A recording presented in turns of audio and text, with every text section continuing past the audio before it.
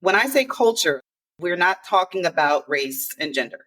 Culture is, I like to say, an agreed upon set of expectations, or really like a normative system within our social communities. So we are a reflection of the people that raised us, the communities that we were a part of growing up when we were in our most influential years, and the social communities that we are a part of today. Oftentimes we find that the same social communities and beliefs that we had as children are still part of our cultural beliefs today. And unless we've been intentional about creating different social communities as we've grown up, our capacity to fully engage with people that don't share our values and perspectives and beliefs really doesn't move that much. It's the same thing in every family unit. There are two partners at play, both with our own ways that we approach difference and conflict, and then finding the authentic collective approach to how we're going to raise our little. Hi, I'm Peavy. Hi, I'm Jamie, and welcome to Blank is a Mother podcast. We are two toddler boy moms that have been best friends since college, and we are here to share our unique motherhood journeys through a comparative lens. And we all say we're not supposed to compare, right? But clearly we know that's not realistic. Because the first few years of motherhood shook our lives and friendship like no other experience has. And by comparing and contrasting our journeys, we've discovered the strongest threads of sisterhood yet. We don't have all the answers, and we sure have made some missteps. So we invite you to follow along as we do our best to nurture our friendship while making 1,000 tiny mama decisions in an unfair world.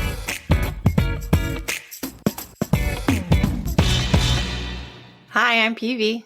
Hi, I'm Jamie, and welcome to Blank is a Mother podcast. Today we have a very special guest. Ooh. My husband, Brett Reeves, is in the house. Brett. We're excited to have you, Brett. What's this whole thing? A podcast? I think that's what they call these things. That's what this is? Okay. Yeah. No, we've been threatening to have Brett come on and talk about creating our family culture and tapping into Jamie's expertise. Yeah, so here we are. We're doing it. We're doing the damn thing. We are doing the damn thing. I'm excited. And thank you both for being so open and showing vulnerability as we go through this, because it kind of getting into your business a little bit. Not that I'm not already in your business, but I guess I'm getting into your business, and thank you all for allowing all of us collectively to learn more about your family unit, but to understand how our individual cultures really impact the way that we interact with the world and the way that we interact with our children. And coming from two different cultural backgrounds, which we'll talk about, will define culture, because people tend to use that synonymously with race and gender. And there is a lot more to culture than two parts of our identities. So how we can integrate our respective cultural norms into a new culture for our family units. I'm excited. I feel like Brett doesn't know what he's getting into. So I just was like, okay, come do this. And I said, if at any point you're uncomfortable, just use your safe word. Raise your hand and we will stop recording. So thank you. Thank you, Brett. Of course. No, I'm happy to be here. First, I will just let the audience know that a part of the work that I do in the world is, like I just mentioned, around culture and defining culture. And then, of course, helping organizations establish culture of inclusive leadership. But I think it's important to note that both Brett and PV have taken an assessment for this session today. The assessment, the acronym is ICS, but it stands for the Intercultural Conflict Styles Assessment. It's an accredited assessment that I have been certified to administer. But in essence, it helps us understand what our natural, authentic approach to communication is, and ultimately how we address conflict. It helps us understand what our authentic approach is, what comes most naturally to us when we are in a heated conversation, and recognizing that the way that we interact is really rooted in our own cultural norms. So I've said culture 50 times, but just again, I want to define it just so everybody knows what we're talking about before we get into y'all's culture and y'all's business. When I say culture, again, we're not talking about race and gender. Culture is, I like to say, an agreed upon set of expectations, or really like a normative system within our social communities. So we are a reflection of the people that raised us, the communities that we were a part of growing up when we were in our most influential years and the social communities that we are a part of today. Oftentimes, we find that the same social communities and beliefs that we had as children are still part of our cultural beliefs today, whether we know that or not. And unless we've been intentional about creating different social communities as we've grown up, then our capacity to fully engage with people that don't share our values and perspectives and beliefs really doesn't move that much. So we have to be intentional with making sure that we don't just surround ourselves with people that think like us. We're in a very polarized state in our country, whichever ways, wherever you sit, wherever you swing, the majority of us are polarized to believe that our beliefs are the right, the way that we feel is right. So what I like to do first is kind of get us grounded into our respective cultural beliefs. I'd like to throw out a couple of questions, and if you guys can just shout out whatever comes to mind first. But I think some of these questions will help set the tone for today. So tap into your 8 to 10-year-old selves. Growing up, what did respectful behavior look like? So when our parents, coaches, teachers, neighbors said, "You're so respectful," or "You're being disrespectful," what did that look like? We'll start with the respectful. What were you conditioned to believe respectful behavior was? I always talk first, so I'm going to let Brett talk first. I mean, the please and thank yous, general politeness. I mean, respecting your elders, not really talking back, being kind to others, playing well. Yeah. Pete, what about you? Anything that you can say me too if it applies to you and or? Yeah, all of that. And then I would just add, at least in our house, and this might be because my mom was raised on a farm, but we had a lot of chores that my sister and I were responsible for. And it was a lot like finishing what you start. So if you start something, finish it. Yeah, just, I guess if we were 8, I would leave it at that. It was being polite and respectful, saying please and thank you, and finishing what you start, and respecting elders, teachers, neighbors, people in our church. So I want to build on that a little bit. You guys both said treating your elders with respect. I heard magic words, as Maxine Beal called them. Use your magic words, Jay. So the please and thank yous. I heard Brett say not talking back. So in your family unit, which is also the base for our cultural norms, our individual cultural norms, not talking back was a sign of respect. So if mom and dad said something, it was okay as a child. And Peavy, did you mention that at all in yours, or does that resonate with you too? That did not come to my mind. And the reason why I ask this question, we have a couple more, is to help us really lean into, well, when I say that someone is being disrespectful, or I feel disrespected, or someone said that my child was being disrespectful, it's really rooted in what we've been conditioned to believe is respectful behavior or is not respectful behavior. So I'll give you an example. In the Beal household, respect was the same thing I just mentioned. Mama Beal's please and thank yous that went a long way. We were not allowed to call adults by their first names. So you had to, old school, they said, put a handle on their name. So it was either Mr. or Miss, or Mama, like I call your mom, PV, Mama PV, like you call my mom, Mama Beal. So there was always had to be something. I couldn't call an adult by their first name. But if you come from a background and your family said there's nothing wrong with calling an adult by their first name, which happened in a situation with the girlfriend growing up, we were about 8, and this friend called my mom Maxine. And my mom said, what'd you say, baby? And she's like, oh, Maxine, can I do blah, blah, blah, blah, blah. And my mom said it straight, like, no, I am Mrs. Beal. But in this friend's household, you could call adults by their first name. So she was considered being disrespectful based on what we were conditioned to believe was respectful behavior. So let me ask another question to help you lean into this a little bit. This one kind of speaks to emotional responses. So growing up, this doesn't have to be your 8-year-old selves. Now, this can be any part of who you are. How were you trained to respond to different emotional cues? So if someone was crying or if someone was angry, what were you conditioned to believe like your reaction should be? Let's start with crying first. If someone's crying, what were you conditioned to believe you should do in that situation? So when you say conditioned, it kind of implies that somebody was telling you a certain way to feel. Is that right? Hmm. Or to react. Because again, a lot of it's rooted in either what behavior we've seen others display, like parents. But couldn't it just come naturally at the same time Good. instead Hmm. of just being conditioned? I mean, I feel like I've always been a pretty empathetic person. So, I mean, seeing somebody crying, you kind of want to go to them and help.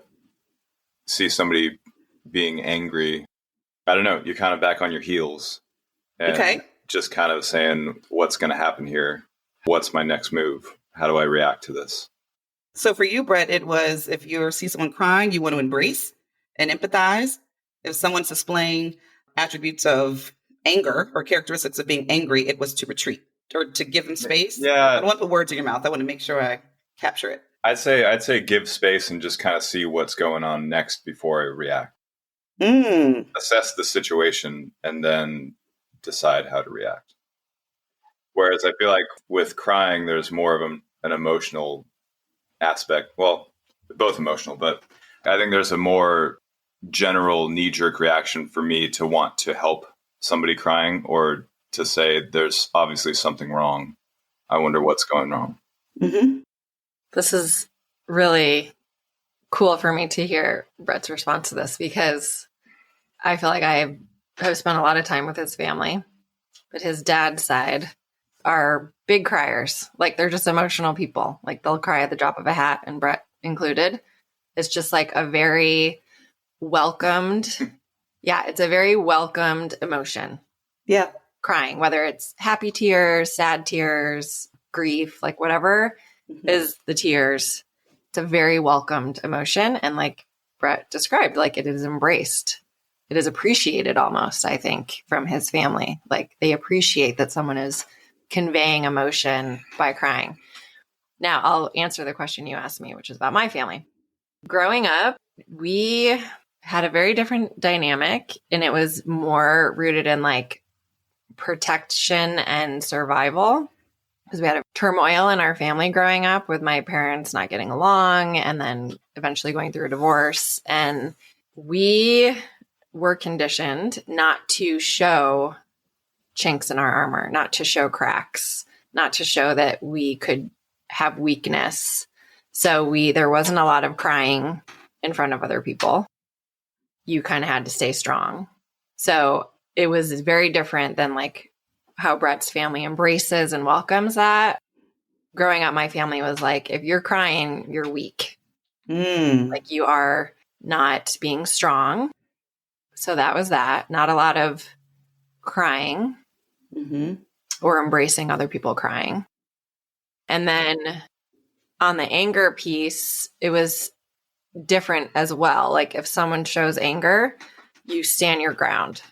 Like you stay strong, you stay rooted in, and this is like basically just describing stubbornness. Like you don't back down, you don't change your stance, you like defend yourself and protect yourself in the face of that anger. This is awesome, actually, because I'm hearing two ends of the spectrum, really.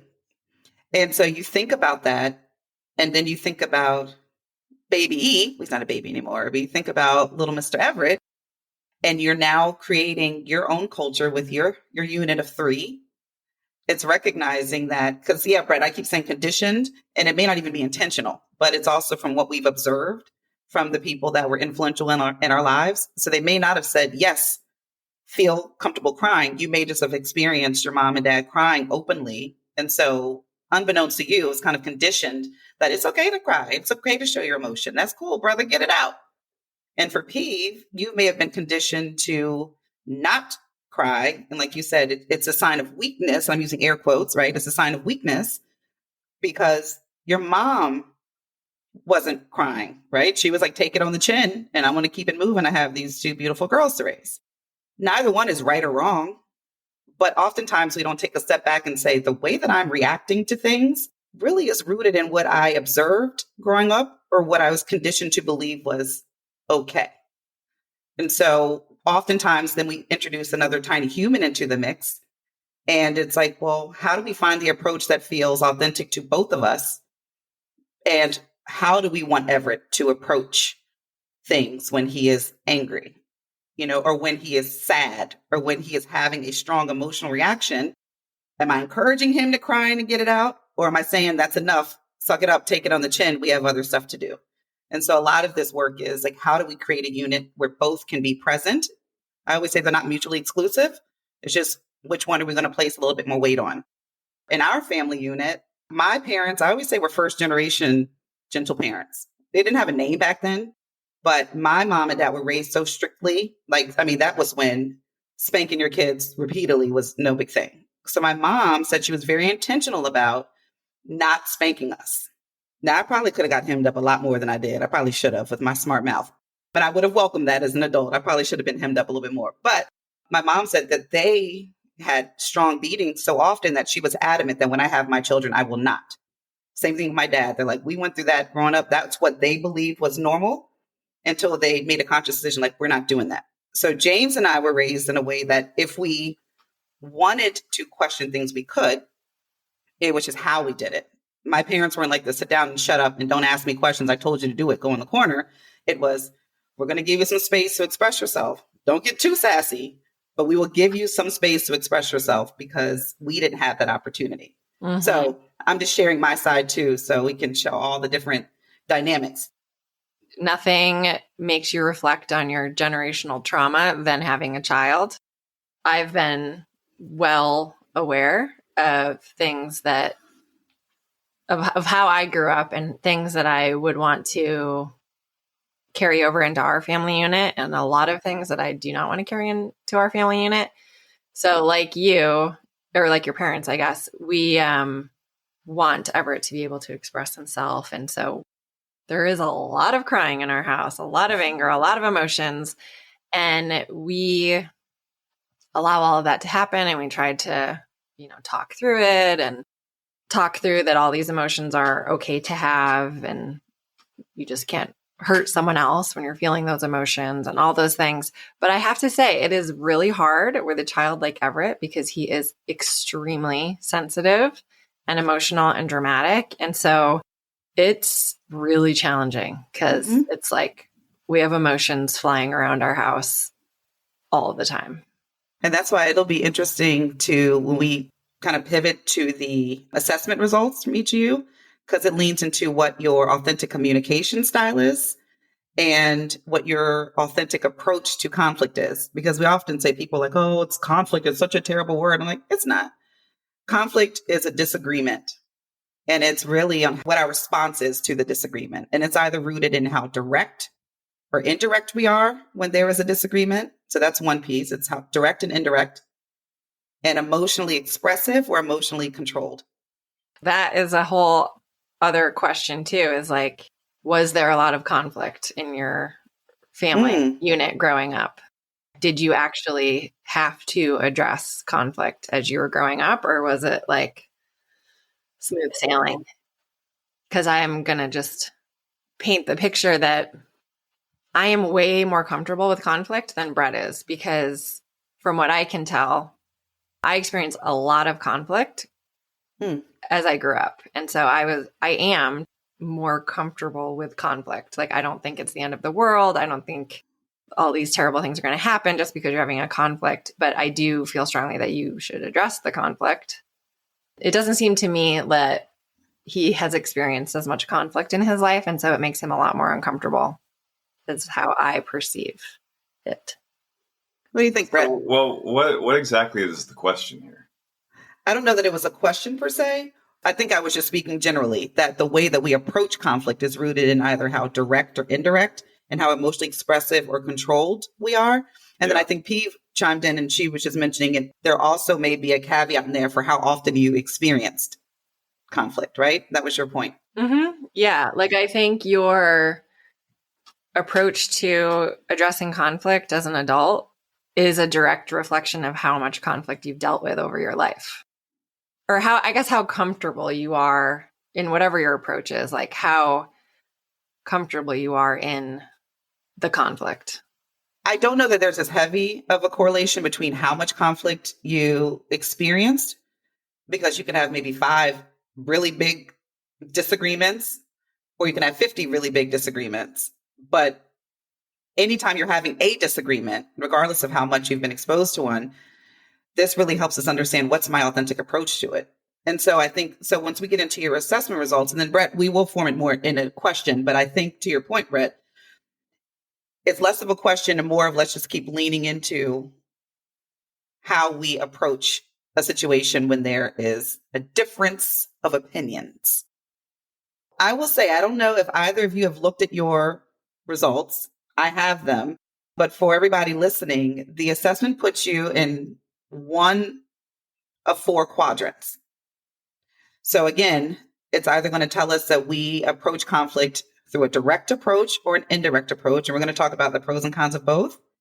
And if we approach them from an emotionally restrained manner, or if we approach them from an emotionally expressive. And again, a lot of that's rooted in what we've been conditioned to believe is okay also. So I'm going to start with you, Peeve, since you're right up front. We'll get into maybe your results first, and then Brett's, and then we can talk about how this comes into play when you all are setting the culture for your family unit and how you all will approach conflict. Inevitably, when you're raising a tiny human, there is going to be conflict, not just with the child, of course, but then how you approach the child's behavior. I mean, the same thing with John and I. I talked about my parents being first generational gentle parents where they were open to talking through things. John's parents were very old school and they were raised in a Jamaican culture. So in John's culture and his family's culture unit, it was, you don't ask any questions. This is what we're telling you to do. You do it. We're not going to ask you more than once. We tell you to do it and you get it done. And that's it. There's no talking back. There's no pushback. You do it. That's where John and I differ in terms of how we're trying to find common ground with LJ. Because I'm very much so like, let him throw himself on the ground and get it out. He'll be all right. Let him get it out and then he'll pop up and he'll be fine. John is like, we don't have time for all that. Get up. Get up off the ground. Let's go. So similarly to what you all are saying, it's the same thing in every family unit. There are 2 partners at play, both with our own ways that we approach difference and conflict, and then finding the authentic collective approach to how we're going to raise our little. So with you, Peeve, I took a sneak peek at your assessment, and Peeve is in, I think, the engagement quadrant. Engagement is direct. So you are a direct communicator and you are emotionally expressive. So if you're feeling angry or upset, you're fine letting those hands flow. You're showing, you're not just saying what you don't agree with because you are direct, but you're also comfortable letting your nonverbal communication speak for itself as well. So if I were to read about the engagement style, people with engagement style typically see their own strengths. This is what, and I'm generalizing because there's also diversity within each quadrant, depending on where you lay, right? But generally speaking, for people like Peeve who are in engagement, and by the way, I'm in engagement also, shocker. Shocker. Yeah. But I'm close. I'm like on the cusp, but we'll get to that. As the engagement style, the strengths, and you see these as your strengths per the assessment, is that you can provide detailed explanations, information, and instructions. It's very, I need it done this way. Brett, I'd like this. Everett, I want this. You freely express your opinions. If you're thinking it, people will know what you're thinking. It's very much like it's on my brain, and so all of y'all will know what I'm thinking. And you show feelings, whether that's anger, whether that's upset. You're saying it, and your nonverbal cues are doing the same. Now, that's how you perceive yourself. Oh, okay. I was like, that tracks. Yeah, all that. Yeah. Right? You're like, that sounds pretty damn good. Yeah, that's me. Okay. Now, what we also need to compare that with is how you may be perceived by others who do not share your same approach to conflict. So others may see engagement folks as being unconcerned with the views and feelings of others, with being dominating and rude, and being uncomfortable with viewpoints that are disconnected from emotion. Now, that's, again, how others may see that style. Doesn't mean that they may not see all of the other good stuff as well, but they may also say, oh, she's so blunt. And she's blunt and she's doing a lot of this body movement. So it's a little much. It's a little dominating. Like, I don't even need to say anything. She's going to take over the whole damn conversation. Let me just sit back because what she says is how she feels. And that's just the way it's going to be. I'm generalizing. And so when you use that approach, and that's your authentic approach. Now, this doesn't mean that we can't have variations of the other communication styles within us. It's not saying that we can't adapt. We can adapt to other communication and conflict styles. But what this does tell us is that when there is a heightened conversation or there's a large conflict at play, we all retreat to the style that comes most naturally to us. And so the style that comes most naturally to you, Peeve, is this engagement style. So again, you see yourself as, just being very detailed, freely expressing yourself, expressing your opinions. So I want to hear, what do you think? Now that you've heard that, does that still track? That does not surprise me, both of the things, how I perceive myself and how other people perceive me. I would add to how other people perceive me is being unapproachable, because I'm more just like resolute in how I think and feel and my values and how I move through the world. And I feel like some people see that as being hardened or closed off or unapproachable. So I've gotten that a lot throughout my life, that I'm just hard to break into. But to me, I'm always like, well, if you were more proactive, my energy where I am, I'm actually very open. I mean, I feel like it took 2 or 3 years for me to peel back the layers of this onion. Yeah. Until Lindsay finally became comfortable with me, like fully comfortable. It took a long time. Yeah, that doesn't surprise me. But I do see I'm on the cusp too of that emotional restraint and emotional expressiveness. Mm-hmm. Pretty hardcore in the direct box. But yeah, and I think Brett's on the other side. So I'm interested to see like how you describe that, to see like what's hanging over there. So Brett, you landed in the discussion style. And so discussion is when you are also direct. So you have two direct communicators, right? You're both direct and not fearful of saying exactly what you feel. Brett, and this one surprised me a little bit, but you are more emotionally controlled. Is it emotionally restrained? And I guess I shouldn't say that surprised me. And so with the discussion style, again, direct communicator, more emotionally controlled, you may see your strengths as being able to confront problems, being able to elaborate your position in an argument, and to maintain a calm atmosphere. There's a level of calm that comes to play. You're feeling strongly, you're sharing what you think, but not as much of an emotional response. Comes across as just being very calm. Now, how others may see your style, your conflict style, someone else may say, well, Brett has difficulty reading between the lines. He may be too logical, and you may be uncomfortable with emotional arguments. So if you compare that with Peeve's style that we just talked about, where she's emotionally expressive, she's telling you how she feels, and she's doing all this body language movement, and she may be shouting, she may be crying, she may be, whatever, but she's expressing herself. You in the discussion style are like, holy cow, your message is getting lost and all of this other emotional stuff that's going on. Just say what you think and keep it cool. What do we think is more fruitful? 2 people yelling at each other, or one person maybe yelling at the other and the one person taking it in and trying to figure out the best way to react? So now you're trying to say there's a better style than the other. And Jamie's whole thing is that there's authentic communication and conflict styles that we should just understand and appreciate about the other person, not try to say they're wrong. Correct. What we tend to find is that we say, well, see, okay, it's better that I don't react. It's better that I keep it calm because I maintain this calm atmosphere, right? I'm going to zen it out when you are on 10. And a lot of that is rooted in how we've been conditioned to communicate and to handle conflict. So going back to the beginning of the conversation, when you said Brett's family didn't have a lot of conflict in your opinion, or maybe conflict in the way that you see it to be a conflict, but you said, well, they may not have had as much conflict. So he may not handle it the way that I would handle it. This is what I read.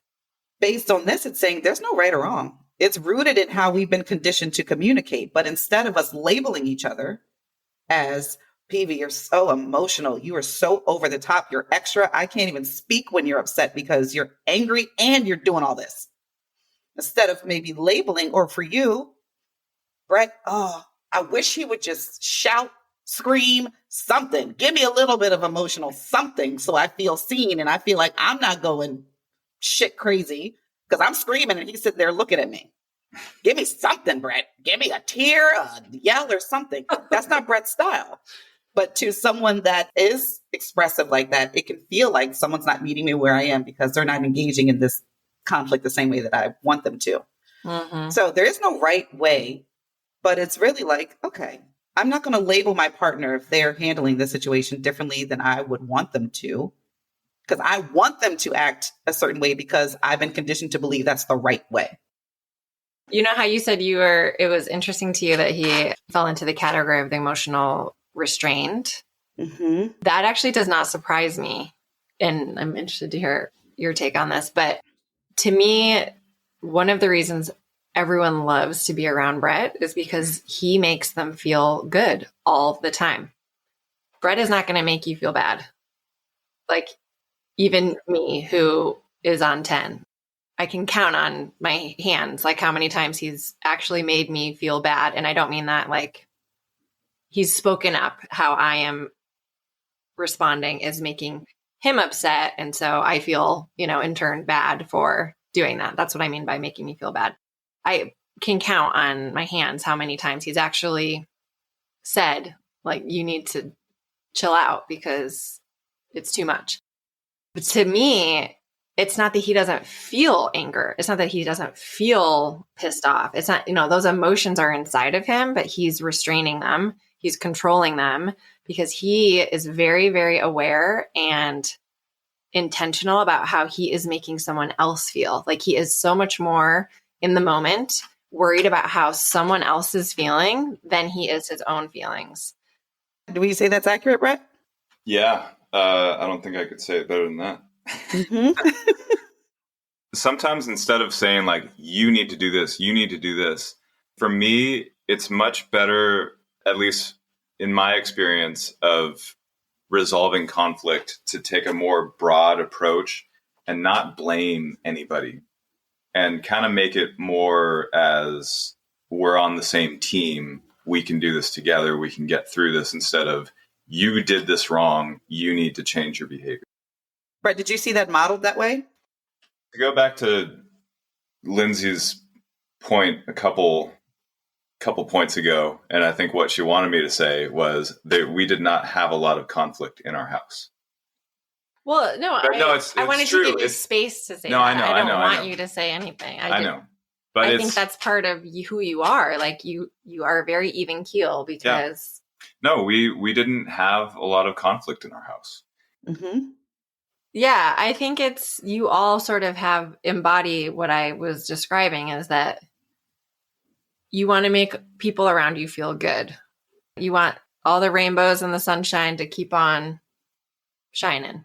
No one person wants to be the cause of rocking the boat or like having someone not feel good. This is again, I am looking from the outside in, but from what I can see, you have been conditioned to not want to make other people feel bad.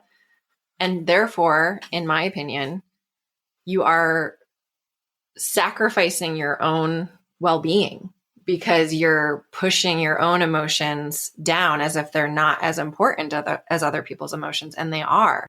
Like, to Jamie's point, like, I would much rather you be like, this pisses me off, or when you do this, I feel like this, because then at least I know, oh, okay, if you never bring it up, if you never say directly something that I'm doing or, how I'm speaking to you or I can't read your mind, like I would just never know.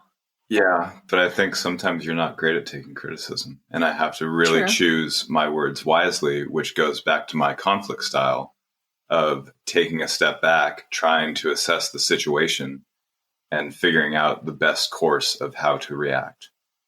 And yes, I mean, it definitely is in the vein of not trying to make you mad, or just working through it more fruitfully and not having some big explosive. And we never really have those, but no. And I appreciate what you're saying, because I can get to 10 easily if I'm triggered. I think it's both. I think it's that you want to avoid me getting to 10 and receiving that from me, but you do that with everyone. Like, I don't feel special in the way that you treat me in terms of this conflict. Like, I see this. You should feel special because I'm actually more direct with you than I am with other people. No, that I do appreciate, but I just mean, like, it's not like you're treating me with kitty gloves and then you're treating everyone else with a different style. Like, this is just who you are. And I fall into that category. And I do think because we've worked on it, you're more direct with me. I mean, but like at work, with your other, outside of our little family unit, your extended family and your friends, like you're not gonna name names or like point fingers, or it's just very much like kumbaya. I've definitely been working on being more direct with you. I feel like one aspect of conflict, a way that you can look at it is you actually care. Like, you want to have a healthy discourse with somebody, whether or not you agree. And I think at the end of the day, what's most important, whether or not you win the argument, is that your voice is heard. Everybody just wants to be heard, right? When you said it's just not going to help, but sometimes it does. Like, you have to talk about it and work through it to get past it, right? I'm not necessarily saying things between you and me. I just mean any conflict. Yeah, any conflict though. Like at work, especially. Some people just aren't worth it. Well, but then you're saying you're not worth it, because if it's something that's bothering you, you need to put effort in to. But Pete, when you say you need to put the effort in, that may be rooted in your style, right? Yeah. And so when we say that there's no right or wrong, it's not necessarily having to coach the partner into having to respond a certain way, because that's rooted in what's going to make us feel good. But then I see him get walked all over and it pisses me off. And I'm like, show an emotion, like stand up for yourself, speak up when something bothers you or something upsets you. It's just hard for me to watch him get walked all over. And that's through your lens. And then I'm hearing Brett say, I'm picking and choosing which battles I want to engage in. And if I don't feel like I'm protecting my peace. So if I don't feel like this person is worthy of me speaking up and engaging, I'm not going there. I don't want to put words in your mouth, Brett, but that's what I was listening to. I heard you say, if they feel some kind of way, they do. Yeah, that's what I meant. Work-wise, yes, I agree with you. I should be more direct and speak up and defend myself more.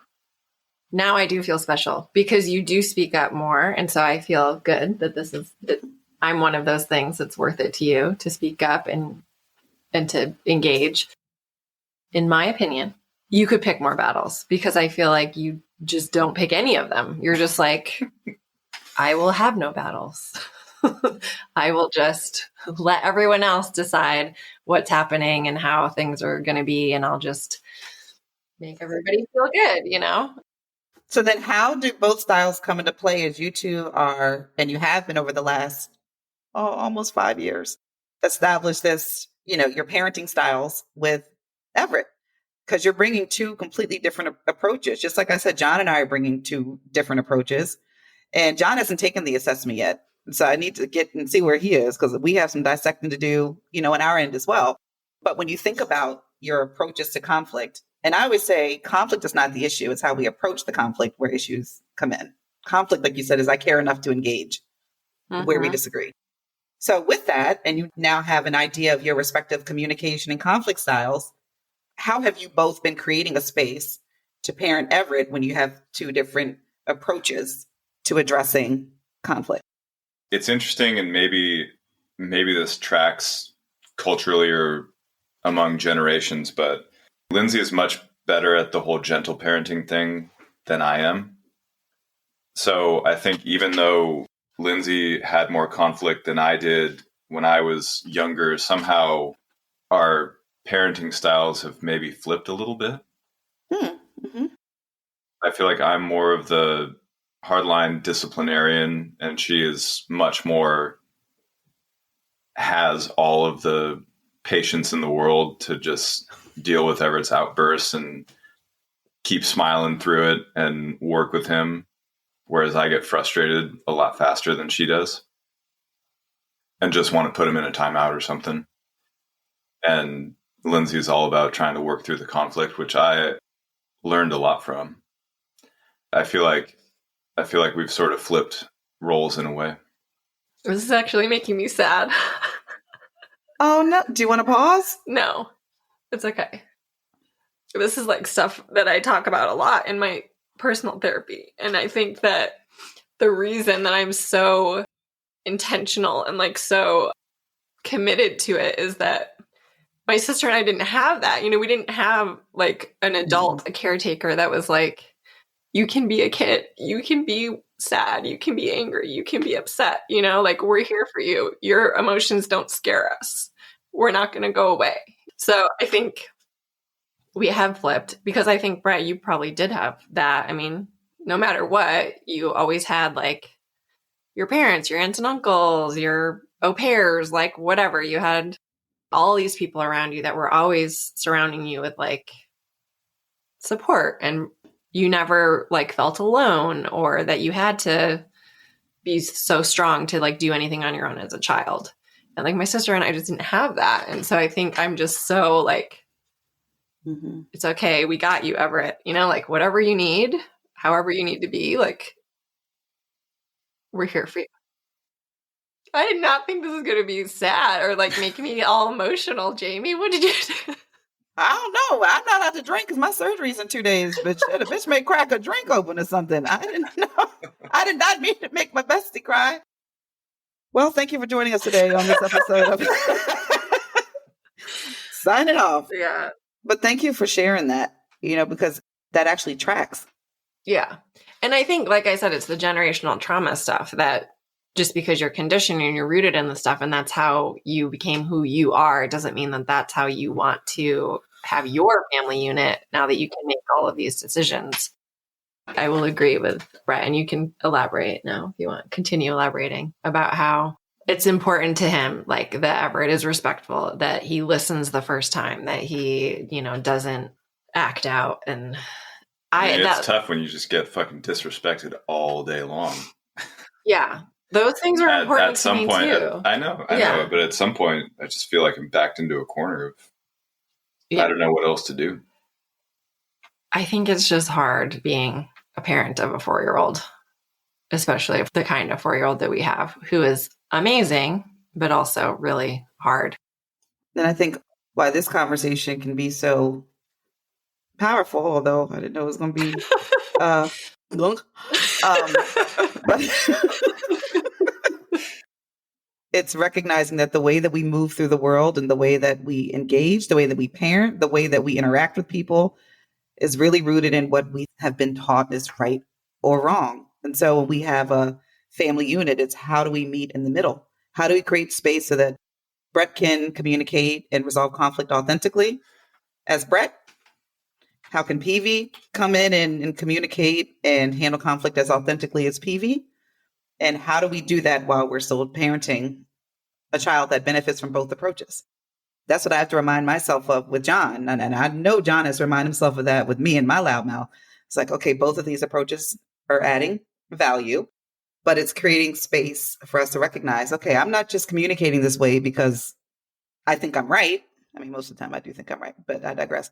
I'm not communicating this way just because I think I'm right. And I think that your way sucks. I'm communicating this way because this is the way that I have always communicated. And when I'm feeling backed up against the wall, I'll get all the way back there. And then when I'm back there, I may explode. Or I'm not going to show any express any emotion, because when I do, people may see that as being weak. So it's just finding our core approach, but we have to start with understanding our individual approaches to conflict before we can identify the approach that makes sense for both styles to be able to play. That's the hardest part. Where are you on the graph, Jay? I'm on an engagement, but closer to discussion. I'm like on the cusp of going this way. See, because I'm very expressive, as you all know. It's interesting, though, because my mom, I would say, is indirect. She has a direct way to her.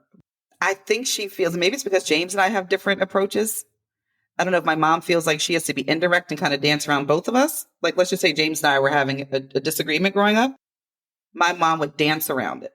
She'd get to her point, but it was dancing around. And I wonder if that was her way of trying to appease Both James and I. James is not going to, you're not going to get much conflict out of James. He's about as laid back as it comes. Me, you look at me the wrong way, and after about 10 minutes, I'm off. Like I'm on 10, as you all know. Anyway, it's interesting how our parents had to navigate how to communicate with us in a way that allowed us to be seen, but also they could tell us who was the parent. And whether that came from allowing us to speak up or telling us to retreat, they were parenting us in a way that they had probably been conditioned and the way that they had been parented. Or, like my mom, did a complete 180 because of the way that conflict was handled. She went the opposite way. I think a lot of this work is just understanding where we are, what comes naturally to us, how to adapt, how to increase our capacity to engage more fully with our partners who may not share the same approaches without feeling like I have to stifle myself or without feeling like I need to encourage someone to speak up. Yeah. And like we've been talking about being conditioned in our environmental upbringing was all about modeling. Like we're doing the same thing with our kids. That's kind of how this actually came up, how we approached you about this topic, because Everett, of course, all kids are always they're sponges. They're taking in everything that's around them, and especially the people they care the most about and trust the most, their parents. So, we started noticing that Everett was very in tune to us if we were having an argument or if we were discussing something that was more serious. And he will speak up, like he'll say, Mommy, why are you speaking to Daddy that way? Yeah. Daddy, why are you speaking to Mommy that way? Why are you? Oh, he's really engaged in it. Okay. Yeah. And then like a couple weeks ago, it was just one of those days I could not handle life and I was crying. I actually broke down in front of Everett, and it really affected him because he was getting upset that I was crying, and I was like, buddy, it's okay to cry. Like I need to cry right now, and it's okay. And it's good that you're sitting here with me and saying that you don't want me to be sad, but I am sad. And so, I was just being very honest and transparent with him and letting him observe it, because I think it's important that he sees we all feel these big feelings sometimes, and it's okay to let it out. But that was interesting to me because I feel like he has observed us with our whatever discussions, that we're talking about something that's hard to talk about, and he is around and observing that, but he clearly hadn't seen us upset and sad and crying. Then that's just going to happen more and more as we are a family together moving forward. But that's been on our minds, I think, on and off, over the last couple of years. We just want to be modeling conflict and resolution the way that we want Everett to be receiving it. And like Brett had mentioned this before, and we use this language a lot, it's okay if we don't agree. It's okay if we are angry or frustrated or whatever, but we are all on the same team, and we really try to think about solutions. How can we find a compromise? How can we find a solution to this? It comes to your forefront when you see your kid hey, why are you guys arguing? Because sometimes you argue in life, this is Everett's thing lately. This is just a part of life. Arguing is a part of life. That's actually pretty cool. I will tell you that, you have me thinking about how things are modeled in my home. And I am a whole grown 43-year-old woman. I don't know that I can ever say that I saw my parents argue. And I think there's a blessing and a curse to that. I think the blessing is that my parents were very intentional about it. They were not in agreement. They would handle that offline. It was James and I never saw a Maxine. My mom is sassy like I am, so she'll say a little bit okay. Mm-hmm. But I never saw them having disagreement or what I would consider to be a conflict.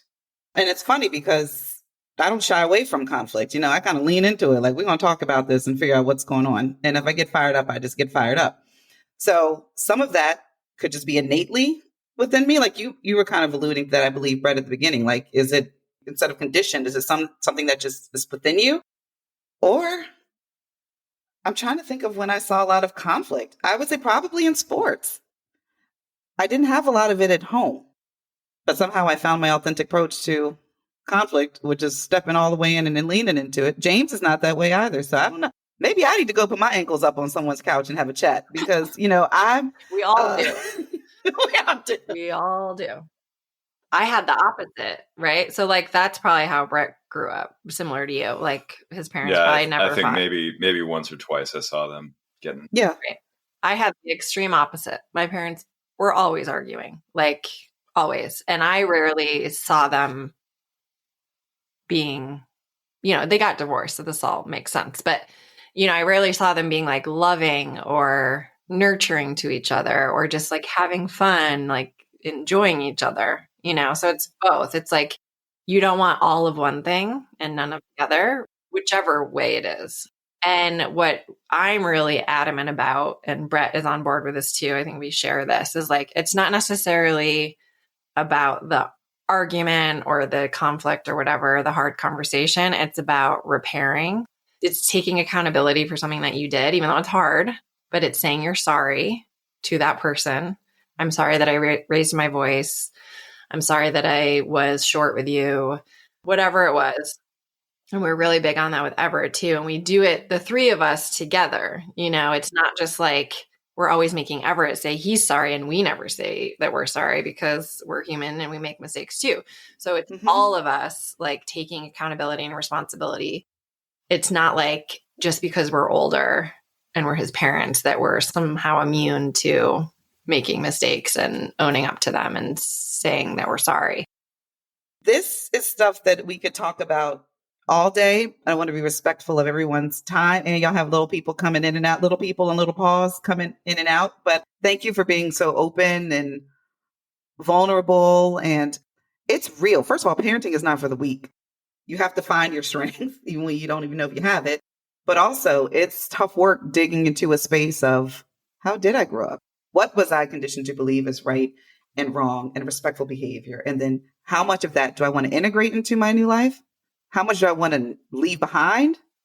And how do we meet in the middle when we have two different approaches to resolving disagreement? So it's not for the weak either. It's not by chance, right, that we are marrying people with different styles. Like if there were two of me or two of you, like. What you trying to say? It would be a little combative. It would be a little loud. There were two of me. Remember that last one? Well, I do. And yeah, that's why that one didn't work out so well. Absolutely. I can't even handle my own damn self sometimes. So two of us is like, ooh. Yeah. So yes, I think there's something to be said about having partners who are calming and thoughtful. And I mean thoughtful in all of the ways. But in that moment, I meant thoughtful about choice of words and putting us first. I know what you were saying earlier, Pete, like you got to put yourself first to Brett and get in there.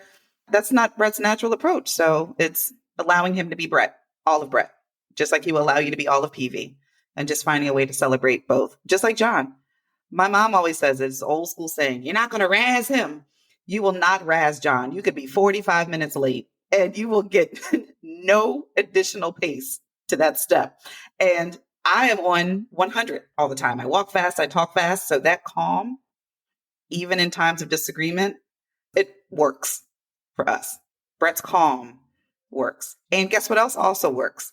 Your firecracker attitude also works. My firecracker attitude also works. It's just allowing us to be authentic and understanding where our authentic approaches come from. It's rooted in the way we grew up. Thanks, Jay. So wait, you do this with corporations or like leadership teams or like what? Explain what you do, not to your friends' families. Not digging in all of your business. Yeah. So I use the ICS assessment to help organizations establish an inclusive culture. And inclusion is really, it's an act. It's being intentional about allowing people to show up authentically without labeling people that may act or think differently than we do. Because we all know once you've labeled someone, it's hard to lose that label. If you've labeled someone as being disrespectful or insubordinate in the corporate world, once they've been labeled as insubordinate, it doesn't matter what that person does. They're going to be seen as insubordinate. And that can just be rooted in the way they communicate. But if their boss's style is completely different than theirs, they're like, oh, they're too direct. They're insubordinate. Whereas that person's like, I'm not insubordinate. I'm a direct communicator. And this is the way that I express myself. So I work with organizations on understanding the individual dynamics, like who the individual is, how they communicate, how they approach conflict, what their style is. And then we put workshops together and specifically put people with different communication styles into breakout groups with scenarios. Like, how would you approach the scenario in a corporate setting? How would you approach the scenario in a work environment? You have to give this person a performance review. Your style is indirect. It may take you 20 minutes to give this person a performance review, and you're adding all the metaphors you can. Meanwhile, the person that you're giving the performance review to is like, I'm direct. Just tell me what it is. So it's being able to manage people in an inclusive way, but that has to start with you understanding their communication and conflict styles. So it's team building, inclusive leadership training, and development for not just leaders, but also for an entire organization.